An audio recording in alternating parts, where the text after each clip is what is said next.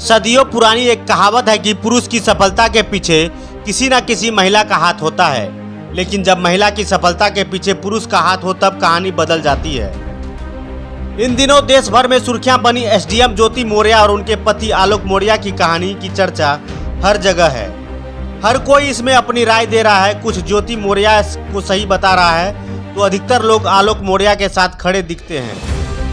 इन दोनों की कहानी पूरे देश के लोगों पर असरदार साबित हो रहा है। कई लोगों ने इन दोनों की कहानी के ऊपर फिल्म व गाना भी बना डाला है। लोगों के ऊपर इस कहानी का इतना असर पड़ा है कि लोग अपने बहुओं को पढ़ाने में अब हिचकिचाते नजर आ रहे हैं। कई लोगों ने तो अपनी पत्नी की पढ़ाई छुड़वाकर घर वापस भी ला रहे हैं। इसका जीता जागता सबूत खान सर ने अपनी एक वीडियो में कहा है, जो अभी खूब वायरल हो रही है।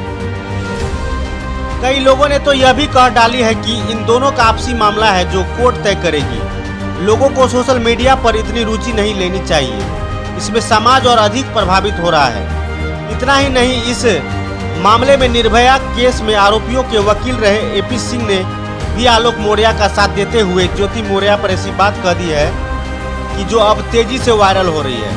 उन्होंने कहा कि आप देखिए कि ज्योति मौर्य ने कहीं शिकायत नहीं की। उनके पास तो इतने अधिकारी आते थे, लेकिन उन्होंने कहीं शिकायत नहीं की कि उनका ससुर और पति उन्हें प्रताड़ित करते हैं।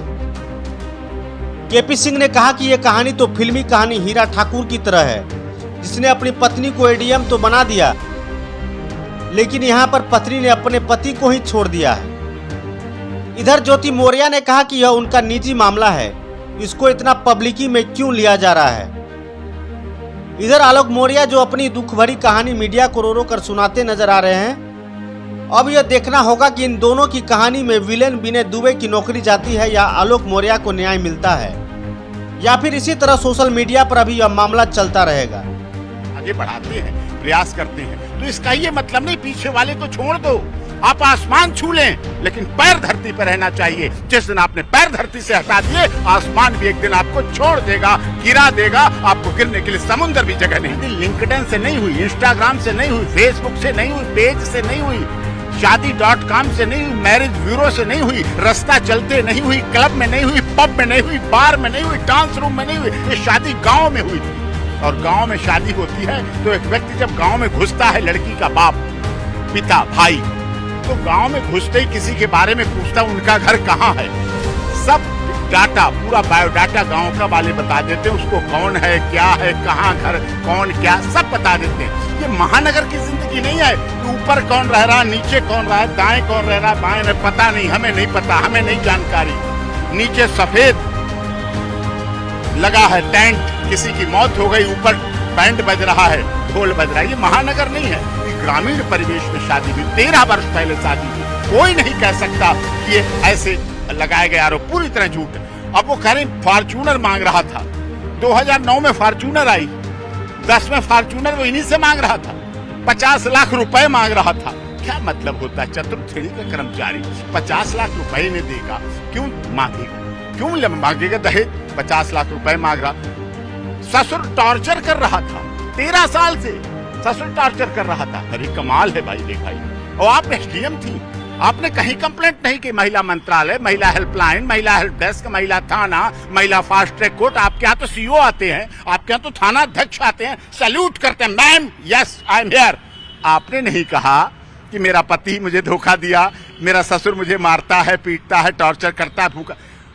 उसने वो काम किया एक महिला के साथ जैसे फिल्म में हीरा ठाकुर ने किया था, लेकिन भूल गया वो सूर्यवंशम में।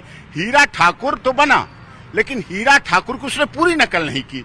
हीरा ठाकुर अपनी पत्नी को डीएम बनाते बनाते खुद भी 60 बसों का मालिक बन गया और 300 बीघा जमीन का मालिक बन गया। तब वो उसकी पत्नी उसके ससुर को पेपर वेट गिरा के पैर छूने गई, क्योंकि उसका बेटा जो है उसके पैर छूने गई थी, जिसका बेटा 60 बसों का ट्रांसपोर्टर था और अपने पिता के नाम पर ट्रांसपोर्ट एजेंसी खोल रहा था, जमीनें बेच रहा था, खेत थे, खलिहान थे, और वो भी संपन्न था। कुत्ता आदमी को काटता है, खबर नहीं बनती है। आदमी कुत्ते को काट लेता है, वो खबर बनती है। यही बड़ी बात है, यही समाज की बात है। इसलिए महिला रही है, अर्धांगिनी रही है। आप देखिए, इस देश की प्रॉपर्टी सबसे ज्यादा मूल्यांकन होता है प्रॉपर्टी से। मकान, जमीन, खेती, फ्लैट, फ्लोर जो भी हैं अधिक से अधिक महिलाओं के नाम है प्रॉपर्टी में। ज्वेलरी महिलाओं के पास है। गाड़ियों की मालिक आप निकाल के देखिए महिलाएं हैं। तो आप कैसे कह सकते हैं कि उनके साथ नहीं? गलत हो रहा है, पद का दुरुपयोग है। मान सम्मान मिले लेकिन अपने परिवार के साथ में। गाना था ना, स्वर्ग से सुंदर सपनों से प्यारा है अपना घर द्वार, कभी ये प्यार न छूटे, मेरा घर द्वार न छूटे। ये गाना गा के देखती ना एसडीएम साहिबा। मेरा घर द्वार, मेरे घर द्वार में कौन था? पति था, बच्चे थे, जुड़वा बच्चे थे। क्या इन दोनों ने मिलकर उन बेटियों के बारे में सोचा? उन बेटियों का क्या भविष्य होगा? क्या सोचेंगी बेटियां बड़े होके? अपनी माँ के बारे में क्या सोचेंगी? अपने पिता के बारे में क्या सोचेंगी? उनके बारे में सोचा? सिर्फ अपने बारे में सोचा? अपने आनंद, अपने स्वार्थ, अपने मान और सम्मान के बारे में सोचा? अपने पद और गरिमा के बारे में सोचा? माता पिता का फर्ज होता है अपने बच्चों के लिए काम करना। मैंने कितने घर उजड़ते हुए देखे, कितने पुरुषों को अपनी पत्नी से शिकायत है, कितनी पत्नियों को अपने पतियों से शिकायत है, लेकिन उन्होंने कहा sir, doctor AP Singh ji, मेरी बनती तो नहीं, लेकिन इन बच्चों के लिए मैं त्याग कर रहा हूं, इन बच्चों के भविष्य के लिए त्याग कर रहा हूं। व्यक्ति अपने बच्चों के लिए, भविष्य के लिए त्याग करता है, झूठ बोलता है, मेहनत करता है, अपना फटी बनियान पहनता है, अपना फटा नेकर पहनता है, अपने बुरुश को, एक ही बुरुश को रगड़ता रहता है, कॉलगेट को दबा दबा के निकालता है। वो किस लिए? भूखा रहता है, प्यासा रहता है, पानी का लगा होता है, वाटर का 5 रुपए गिलास वो नहीं पीता है। वो टोटी ढूंढता है कि वहां से फ्री में पानी पी लूं। पैदल चलता है, ई रिक्शा नहीं लेता है, बस पकड़ता है, मेट्रो नहीं लेता है, अपने परिवार के लिए।